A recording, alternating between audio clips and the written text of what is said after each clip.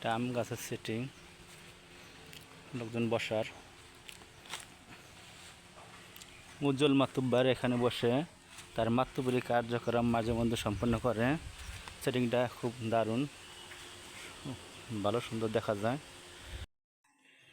দর্শক, এটা হলো উজ্জ্বল মাতুব্বরের বাড়ির ব্রিজ। এই ব্রিজ যে সংযোগ হইল আপনার ইউসুফ দেউত্তর চকে যাওয়ার জন্য।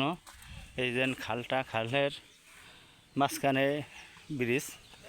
এটা উজ্জ্বল মাতুব্বর নিজস্ব টাকা দিয়ে রং করছে।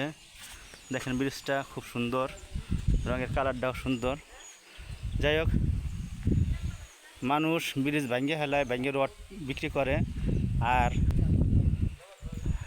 এরা ব্রিজটাও সুন্দরভাবে রং করছে, সৌন্দর্য দেখার জন্য। নিজে সৌন্দর্য উপভোগ করে এবং মানুষও সৌন্দর্য প্রিয় মানুষ। দর্শক, এটাই সেই গাজীপাড়ার